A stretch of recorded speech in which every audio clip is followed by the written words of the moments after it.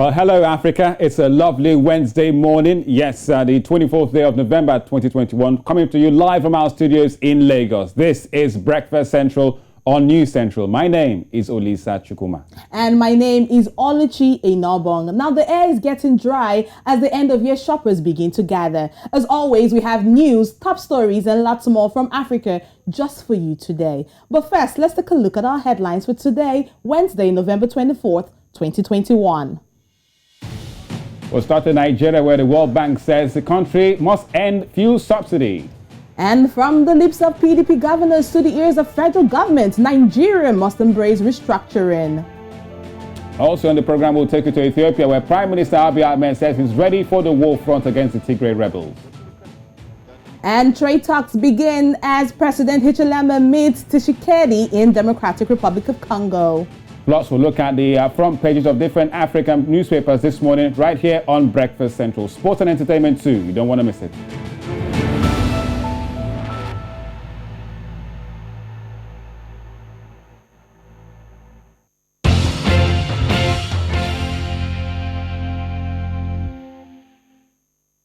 Many thanks for joining the program this morning. It is still Breakfast Central. Now you can follow us on all socials. We're at News Central TV on Instagram, on Facebook. And if you're outside Nigeria, check us out as well. Now let us tell you some stories on the front pages of the paper this morning. And the very first paper we're starting with is First News in Nigeria, Lisa. And it seems the First newspaper is saying quite a this morning. Yes, in First News in Nigeria, it talks about the federal government to remove, urged to remove fuel subsidy. And we talked about it, teased it on our headlines today. It says, Ryder says, paid transport grants to poor citizens and price of petroleum products set to hit the roof. So a big story there. Federal government to remove fuel subsidy, and there's a picture of the finance minister on the front page. Also there, ex-convicts remanded for allegedly impersonating University. Don't find out how about that story. And at the top right, there's a picture of the President Buhari. It says, curiously, Buhari suspends inauguration of NNPC board. Curiously, it says there. Also at the bottom,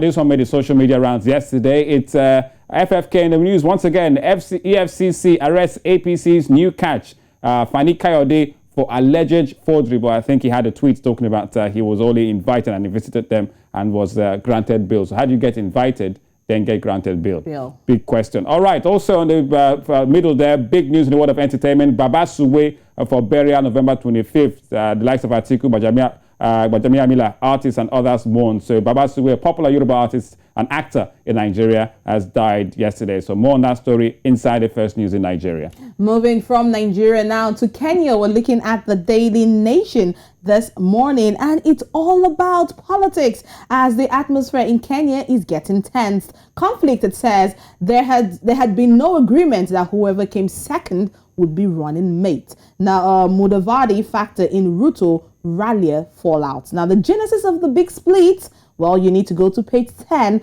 to 11. Now, let's not forget that in 2007, Mudavadi was ODM leader Raila Odinga's running mate in the presidential elections. But right now, he seems to have other ulterior motives. Well, you need to go to page 10 to 11 for more on that. Now, you can see on page 4 here, the making of a third political force. A lot is going on. That's on page 4. And on page 3, it says, pay cut 1,000 police officers to sue employer in salary cut row. Whoa, that's a huge one. And also the last one here on page 6, TSC serves transfer letter to tutor in hospital. More on that from the Daily Nation. And we can go to Zimbabwe in the southern part of Africa this morning for the paper called Newsday paper. And the big story there talks about the Moza insurgency. 2 Zimbos missing, two Zimbabweans, and that's the story there. It says a family based in the neighboring Mozambique has appealed to the government to an assistance to facilitate the release of their 2 relatives who were kidnapped by Islamist insurgents in that country back in March. So lots to chew on that front page story, all about Southern African relations there. Also, Chamisa supporters in soup over ED dog slur. More on that on page 2. And at the right there, far right, talks about violent free elections in doubt as churches call for peace ahead of 2023. Much to chew on the Newsday newspaper in Zimbabwe. And to wrap up the papers for today, we're coming back to West Africa, Nigeria, and we're looking at the Daily Trust. Now, the Daily Trust here is talking all about the NSAS report. So this, remember the report that leaked out sometime last week into this week? Well, right now, it says federal government punches Lagos NSAS panel report, identifies 10 loopholes. That's what it says here. You can also see these infographics right here coming from Lai Mohammed. That's the Minister of Culture and Information. Well, once he speaks, he clearly makes the media rounds, doesn't he? He surely does. Now, it says fault identified by federal government on Lagos NSAS report. Now, one of the faults it says here is the report is unsigned and therefore unverified. Well, you can go through the pages of the Daily Trust for a whole lot on that particular story. It also says here on page 31, Nigerians can survive 4 more years on the APC. That's according to the PDP governors. Right. Speaking. Is this coming from people who were once in power? Okay. Well, you also have here a very sad one. That's on page 8. Boko Haram forcing parents to withdraw children from schools. This is from the Niger State government. It says 151,380 villages displaced in 30 communities. That's really taking time bomb. Boko Haram forcing parents to withdraw children from school. Well, in Niger, says Niger government, and you look at the attacks that's been going on in the north, holistically, it almost looks like it's almost like a crime to send your wards to school, whether male or female. Right. And that's all we have for the papers this morning. Feel free to go to any of the papers, but let's now bring you the top stories from Africa.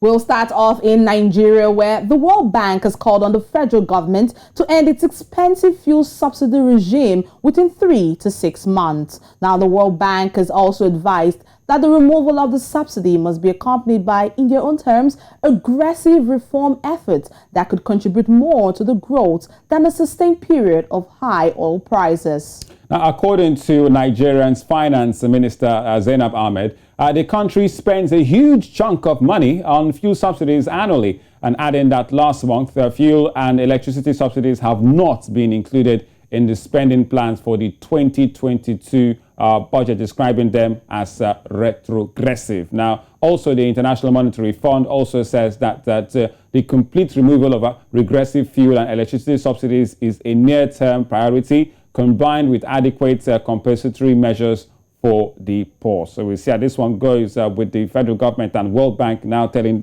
Nigeria to put away subsidy. Remember the last time there was this debate about subsidy, it ended up in a protest march during the Goodluck Jonathan era back in 2011. Now, let's not also forget that even during the Goodluck Jonathan's era, that wasn't the first time that they've tried to remove fuel subsidy. Now, going as far back as in the 80s, when we had the former president, Shehu Shagari, he came out to even increase. So now one of the ways they can take out fuel subsidy is to actually increase the price. And back then, petrol was in kobo. Now they increased it from 15.3 kobo to 20 kobo. Now, after his own regime, another president came, that's the former president Ibrahim Babangida. He tried to increase it from 20 kobo to 39 kobo. So over the years, they've tried. And subsidy does not only concern fuel. I mean, in those days, virtually everything was subsidized. Electricity, health was subsidized in those days. Even beverage, Olisa, milk was subsidized in those days. So you want to keep it locked with Breakfast Central. There will also follow on this story. World Bank advises Nigeria to end fuel subsidy. That is one that really get some hairs sticking this morning.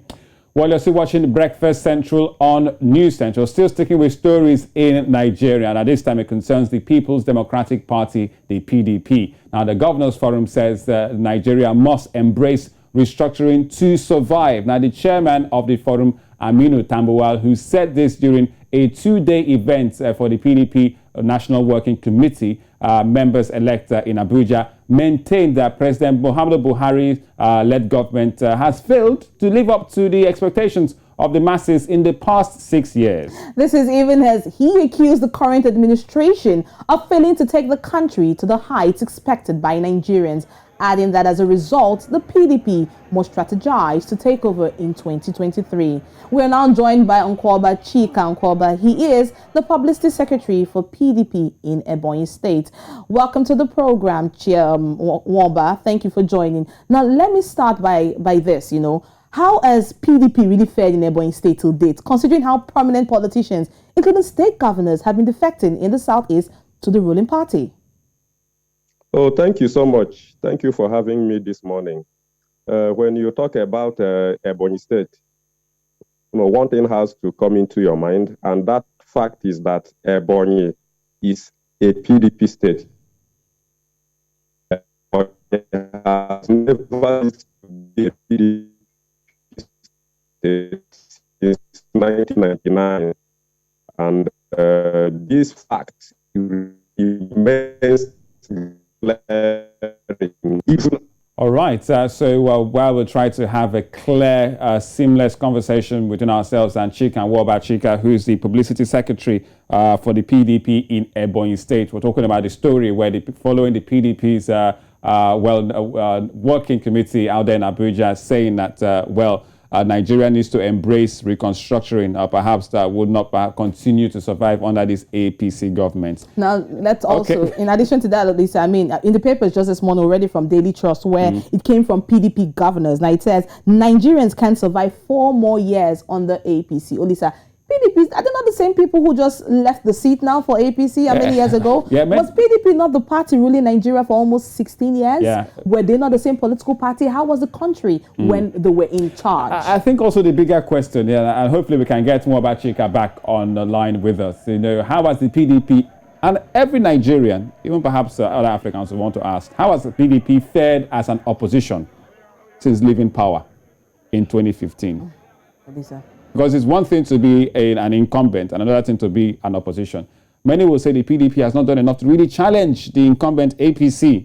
Maybe out of this one coming from Tambuwal and the members-elect National Working Committee in Abuja, or 2-day event for the PDP. Perhaps it might be an upturn. Or is it a case of too little, too late? Well, you're still watching Breakfast Central, and we're looking still to have the man from PDP, Publicity Secretary in Ebonyi State, Nwomba Chika Nwomba, to even tell us perhaps what the PDP plans to do if it looks to perhaps get power off the ruling party APC. So far, so good, Oluchi. The APC might be on automatic cruise control for 2023. Cruise control, I like that word, cruise control. A lot of people have come out to even question the integrity of the 2 major political parties in Nigeria. We're looking at PDP. Let's not forget, a lot of people have left that party. They've moved on to APC. And some people have actually left APC and they've moved back to PDP. So it seems like it's the same carcass in both parties.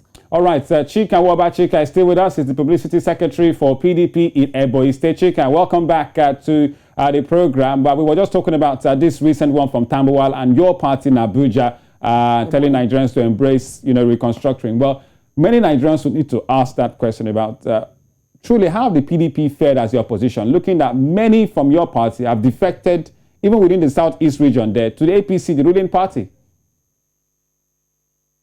So much. I'm sorry for the break in transmission. Just as I was telling you before the break occurred, Ebonyi, let me start with Ebonyi State. Ebonyi State has never ceased to be a PDP state since 1999. And I can tell you that it was only one person that left Ebonyi PDP, and that person is the governor. So Ebonyi, just as I told you the other time, Ebonyi has 6 national House of Representatives seats.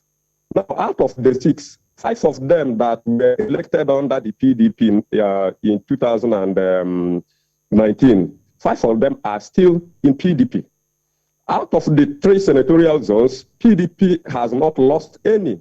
So PDP still has a full house in Ebonyi.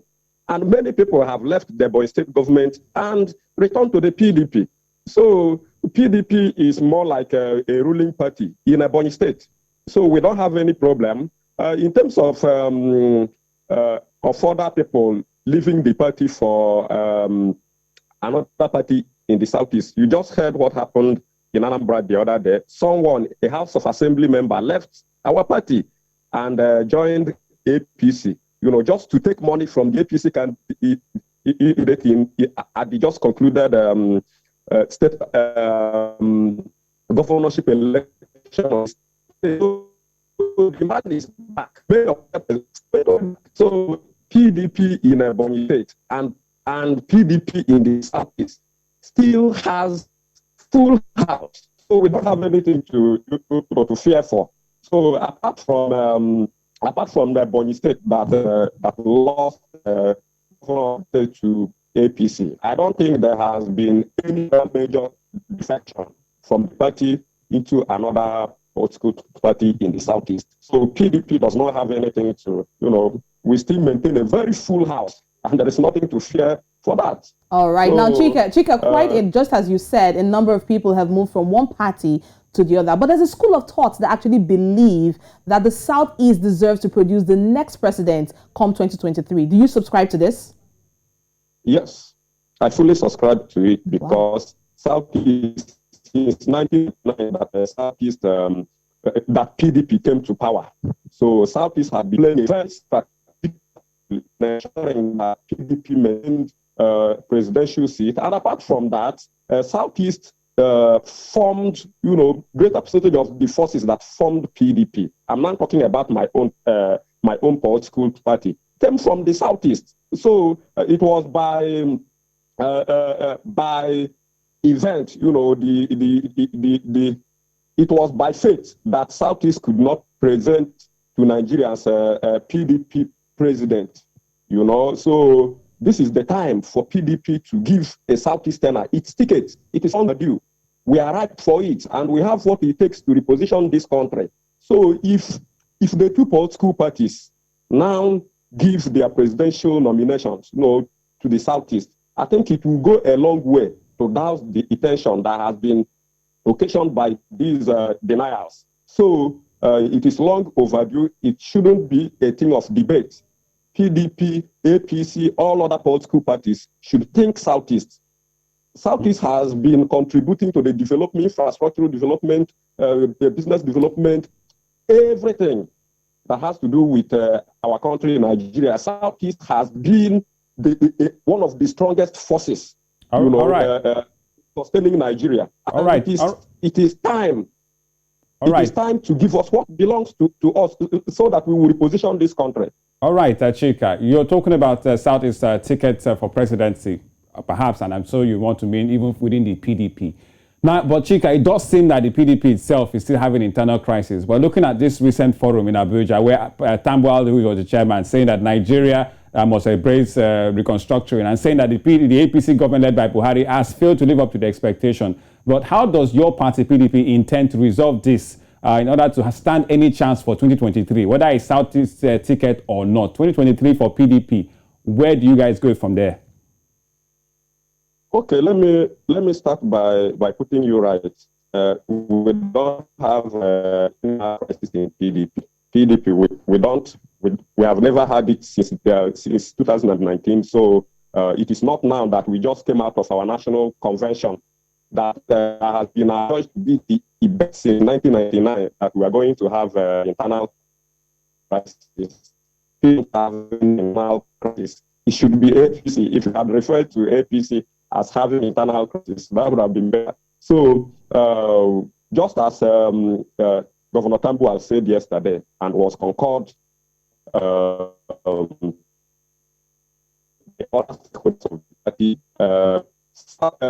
the country needs to go into regional system of government. Right. Thank you. Thank you so much for your time. Nwamba Chika Nwamba, the publicity secretary for PDP, the People's Democratic Party in Ebonyi State. We appreciate your time on the program. All right, you're still on Breakfast Central on News Central. More top stories coming right up.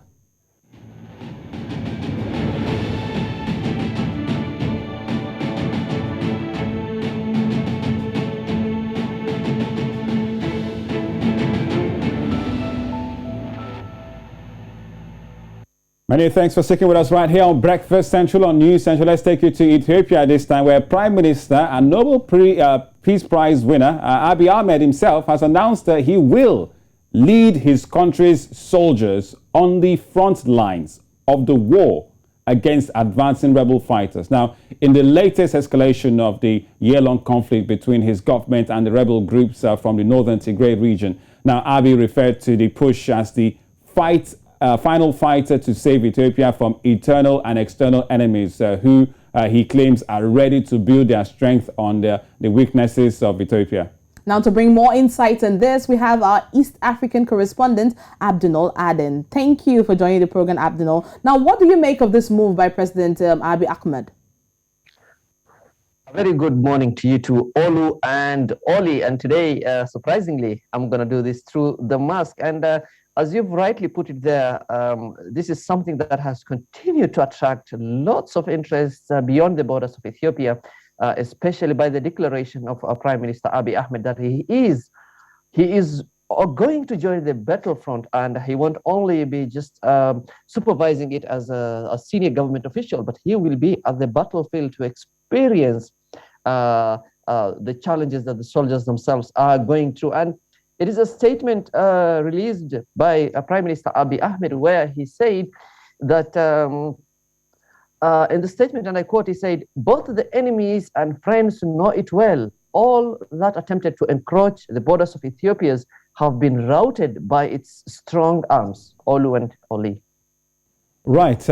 It is quite a strange statement now coming from Abiy Ahmed's, cabinet government, him himself preparing for the war front. Does it actually mean that you will get to see Abiy Ahmed wearing, protective gear and going up front like we've seen in the places like Chad and Niger? And how does this really douse the tension between the Tigrayan forces, the rebel fighters, and the government?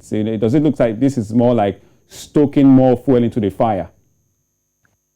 Actually, as you said there, immediately Prime Minister Abiy Ahmed issued that statement. Of course, I'll elaborate much into that. But let's first get the reaction from Getachew Reda, who is the advisor of the president of Tigray. So he said, when Prime Minister Abiy Ahmed gave out the call, he said that Abiy's mimicry of Ethiopia's wartime emperors has taken on an all too palpable schizophrenic overtone.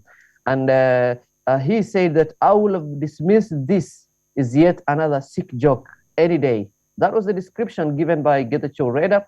But at the same time, it seems it isn't Abiy Ahmed alone who is going to join the battlefront, because Ethiopia's long-distance runner, Feyisa Lelisa, a very famous athletics champion, he said that I am going to join you, Mr. Prime Minister.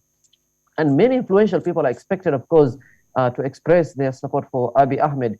He said that Prime Minister Abiy Ahmed has made a right decision, and I am ready to draw inspirations from gallantry of my forefathers and repeat what they did in the Battle of Adawa at frontline to save my country. That was posted by Feyisa on his personal accounts.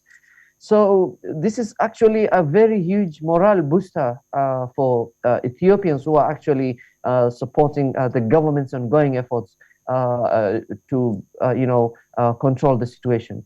Now, Abdinol, this year-long conflict has led to the death of thousands, with more than 2 million people who have been displaced from their homes. Can you confirm to us if Prime Minister Abiy Ahmed has any military background?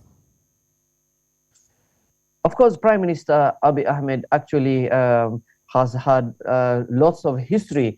Of course, not necessarily on the military part, but in parts of matters related to intelligence, matters related to technology. And of course, he's someone who has Ethiopia itself generally, because of its past historical situation, matters related to security, and Ethiopia has one of the strongest security internally and within its borders. It hasn't been witnessing the challenges of attacks and explosions, unlike neighboring countries in East Africa and Horn of Africa. We've had recent days situation in Uganda. So Abiy Ahmed has a strong security and leadership background. But of course, there are, reactions and responses regarding his battlefront experience.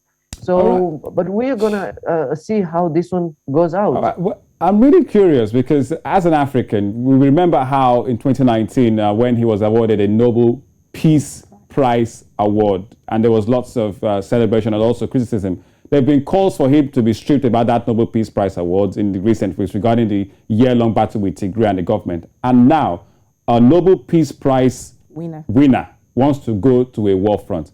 Come on, Abdin, this doesn't really bode well for whatever the government of Abiy Ahmed's government is leading right now. And can't this really sink the country deeper into divisions of civil war to the brink of an edge?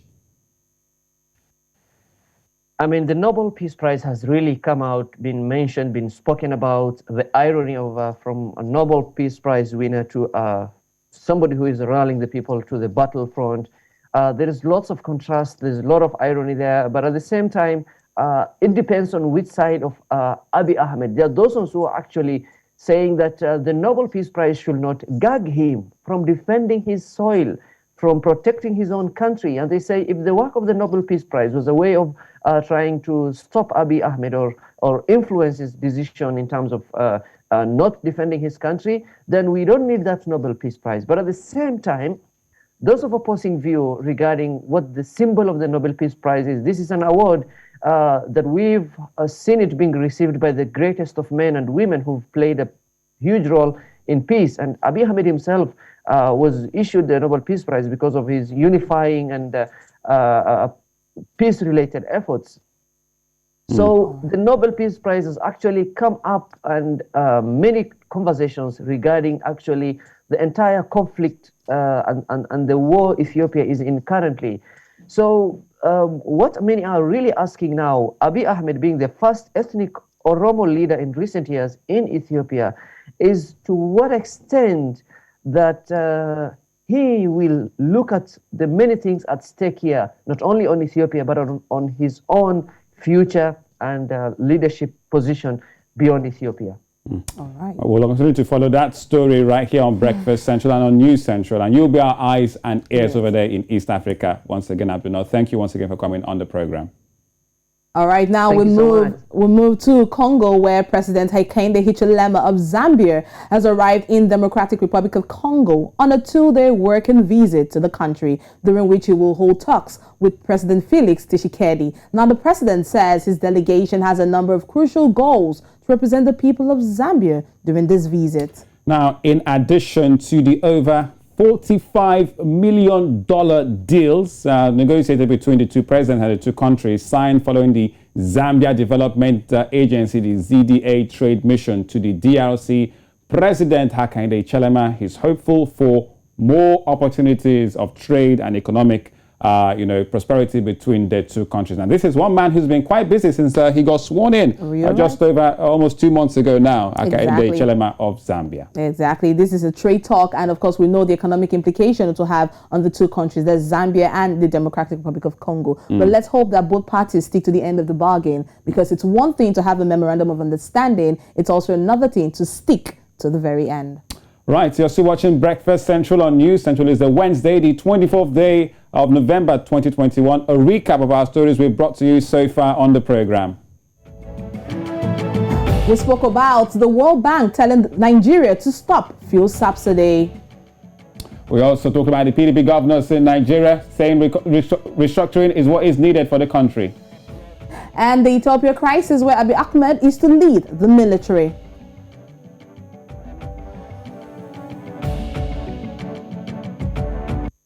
Coming up next on the program. Lagos State set to ramp up COVID-19 inoculation programs in the state. And the Grammy nominations have been released. Plus, big blow for Nigeria. Victor Osimhen set to miss AFCON 2022.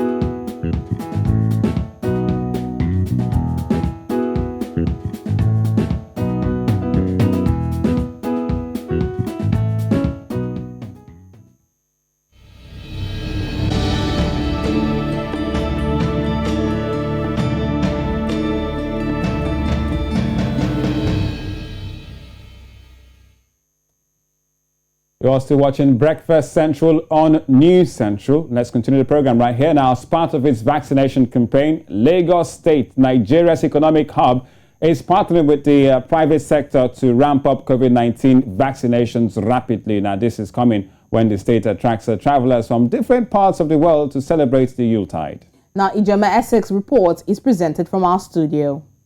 Due to the expected volume of inbound passengers coming into Lagos, Southwest Nigeria, for Christmas and New Year festivities, there are possibilities that COVID-19 infection may increase if preventive measures are not adhered to.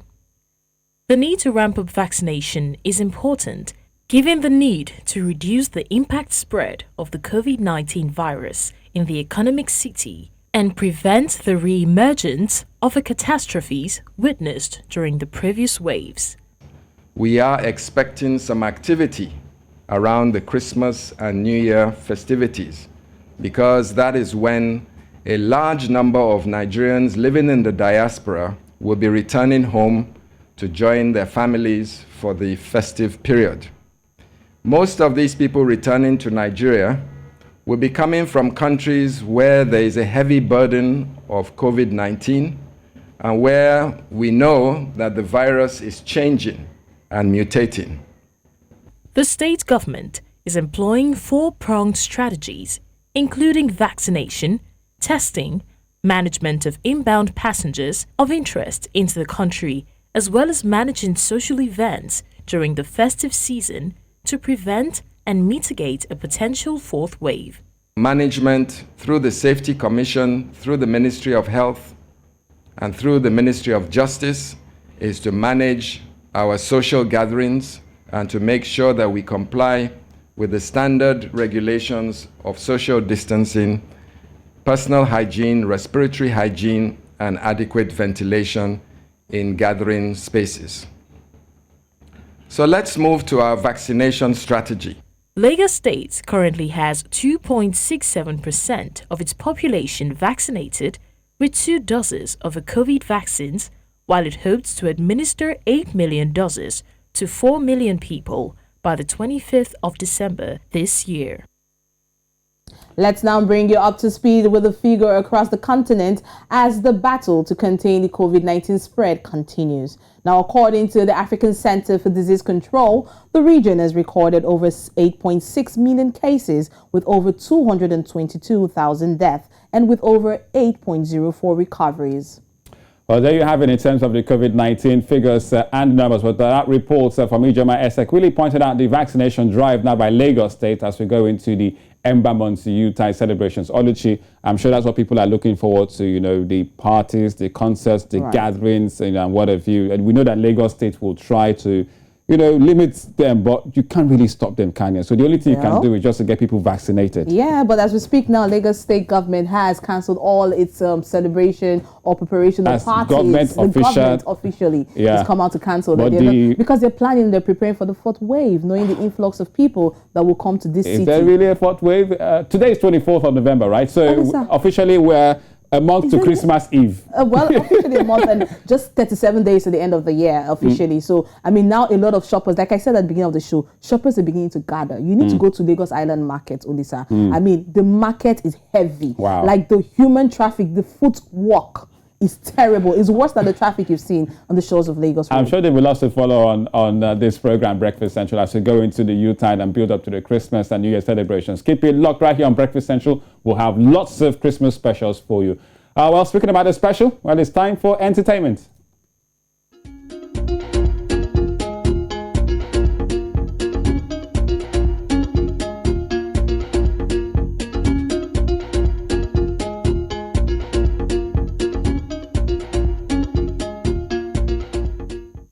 Still Breakfast Central on News Central. It's a Wednesday, so let's bring on Amal Kansime. I love to call her my sister from Uganda. Amal, morning to you. The latest when it comes to entertainment, I hear the Grammys is just right around the corner and Africans are getting nominated, aren't they? Yes, like you just said, it's exciting news for Africans because a lot of Africans have been nominated for the 2022 Grammy Awards, which have, the artists have just been they have just been announced, sorry.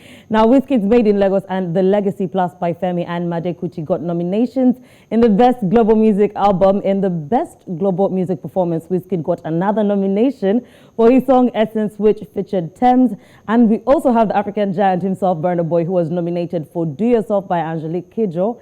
Aside from her nomination for Best Global Music Performance, the legendary Angelique Kidjo got a second Grammy nomination for Mother Nature, her 2021 album, and others as well. Now, these awards will be presented on January 31st, 2022, and I cannot wait. Who do you think is actually going to take a Grammy home, guys?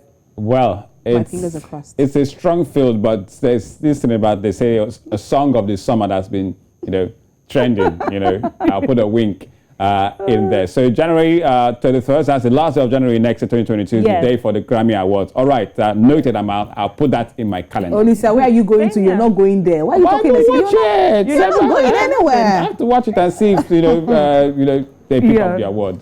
Well, now, still in exciting news, the next story has me all the way hyped up, and I'm sure it has, this person's fans feeling that way as well. Now, Afrobeat artist Rema has finally hinted that he has new music finally for his fans. The Nigerian singer and Maven Act posted a new set of photos on his Instagram page, whose caption read as "stalled on purpose and your people couldn't even catch up. Now watch me go again." Honestly, it's a confidence for me because he knows he's back and he knows he's going to, pass people. Now, a few weeks ago, the singer announced his debut album, Raves and Roses, but the album is still not released till now. Now, me inclusive, his fans, are excited to finally hear from the superstar as he had taken quite a break from releasing music. So I honestly can't wait to see what he has from us. I'm ready to, dance my way, hopefully in December. Yeah, he's got some really party tracks. I think one is that a woman, something about I too like woman. Lisa, something like. Lisa, that's I want to say something like. One that had to about soundgasm, something like that. Yes, different. Wizkid does have that. Another banger. So another banger expected in December. One. Yeah, all right, definitely. I can't wait. Yes, I can't wait. We moved all the way to East Africa in Kenya, where controversial comedian, Kenyan comedian Eric Omondi's bill, which was championing for 75% of local music to be played on TV and radio stations, is finally set to be tabled in Parliament on today, Wednesday, November 24, 2021.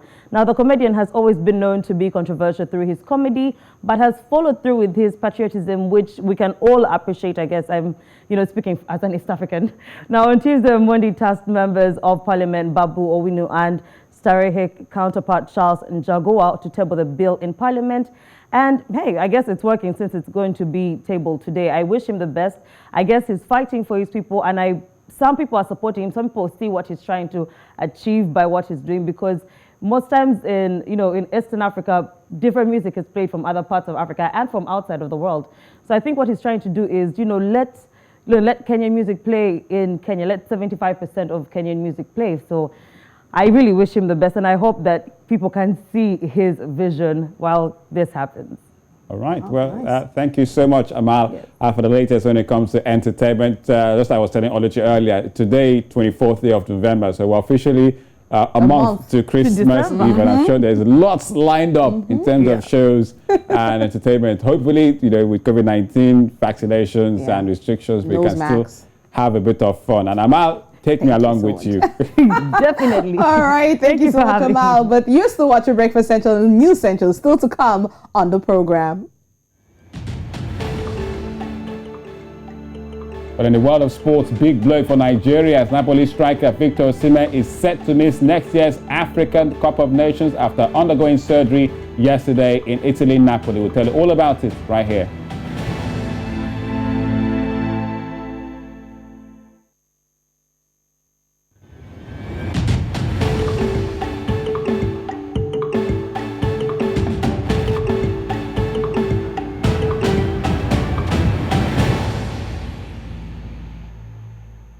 Right, you're still watching Breakfast Central on News Central, and over here we bring you the news, we bring you sports, we bring you entertainment, we also bring you the quite bizarre. Well, up next, you have to watch this. What was that?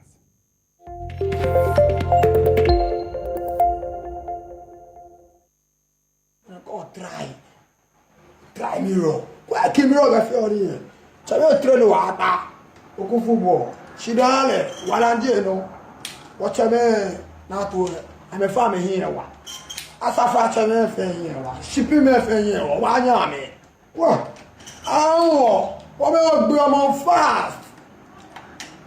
What Oku football? Shidabo da. What? Asafa chabe fe.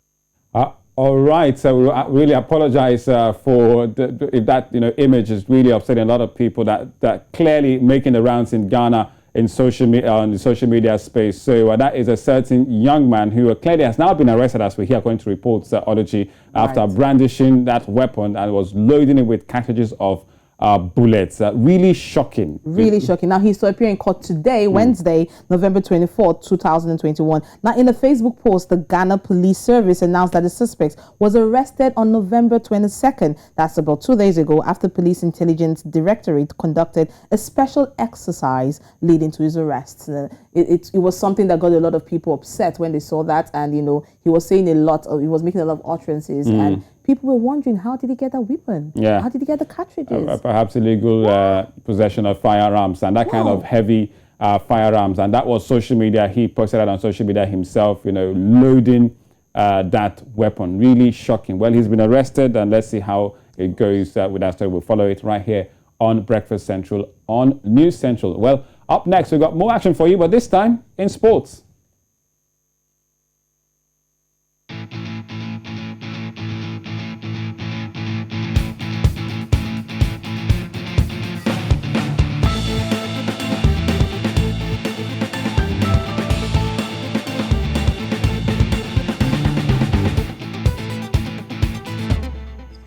All right, you're watching Breakfast Central on News Central. Let's give you some sporting updates for you. Big headline now for Nigeria and Africa, because one of the hottest strikers in the world, Victor Osimhen, who plays his football in Napoli, has been confirmed that he will be out for at least 3 months. Now, it was confirmed by his club, Napoli, that the striker is said to be sidelined with a facial injury. It means the 22-year-old will miss the next year's African Cup of Nations in Cameroon for Nigeria, which kicks off, fewer than 7 weeks from now, about 9th of January. So it's a big blow for Nigeria. Here's the main man up front in terms of his striking position.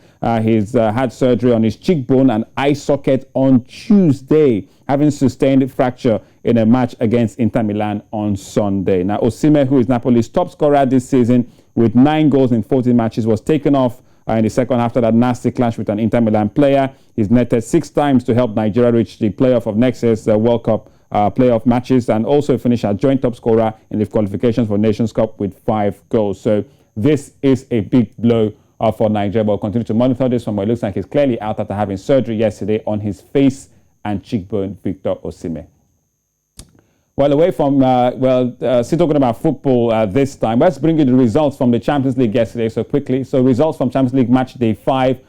Results, we saw them, and the likes of Manchester United. We started life without Ole Gunnar Solskjaer. We saw goals from Ronaldo and Jadon Sancho, 2-0 against Villarreal. So it's Michael Carrick who was in charge yesterday. We saw Benfica having a draw against Barcelona in Xavi's first Champions League game. Bayern Munich had no problems beating Dynamo Kiev by 2-1. We saw an acrobatic bicycletta from Robert Lewandowski. Check out that scoreline between Young Boys and Atalanta. 3-3 finish, while Lille defeated FC Salzburg by a goal to nothing. Sevilla 2-0 victory over Wolfsburg. And Chelsea, thrashing Juventus by 4 goals to nothing. Likes of Chalobah and Rhys James on the score sheet, and also Timo Werner. Chelsea are defending champions. Strong message here from Thomas Tuchel's side. And Malmo against the Zenit St. Petersburg, finishing 1-1. We'll see matches for today, that's for sure, in the Champions League. Club Brugge against RB Leipzig. The big game clearly we'll see. Lionel Messi and PSG travel to Manchester City to face Pep Guardiola's side. Atletico Madrid against AC Milan. Liverpool hosting Porto. Besiktas against Ajax. Sporting Borussia Dortmund. Inter Milan and Shakhtar. And Sheriff against Real Madrid. Well, this time let's move to athletics with some good news for Kenya's Faith Kipyegon. So the good news is that she's been nominated and shortlisted for the Female Athlete of the Year award. Not a surprise for the 27-year-old Olympic 1,000 meter champion in August, becoming the 3rd woman to retain her title after becoming a mother in between the games. While other female athletes are shortlisted include Sifan Hassan of the Netherlands, Sydney McLaughlin of the USA, Venezuela's Yulima Rojas, and Jamaica's Elaine Thompson-Herah. So it's a very tough field for this lady, Faith Kipyegon, if she's to win the female athlete of the year. She joins the likes of Eliud Kipchoge, who was nominated for the male athlete of the year yesterday, alongside the man from Uganda, Joshua Cheptegei. There were other Africans who were nominated, though, for the Rising Star of the Year award. The likes of Christine Mbomba of Namibia was also nominated for the Young Athlete of the Year, and also the likes of Tadesse Woku of Ethiopia and a man from Kenya too. So good luck to all the athletes who will be taking part in the award ceremony, which we hear will hold much later on December 1st in a virtual ceremony. So congratulations once again to the lady, Faith Kipyegon of Kenya. Will she win it? We'll just have to wait and see. But they've lost it for the much later in the world of sports. And that's a wrap for today. But here are some other programs you can watch later today on this channel. And at 1 p.m. West African time, you can stay tuned to Beyond the Continent. And at 5 p.m. Below the Skyline. And at 9 p.m. West African time, you can watch NC Continental Prime.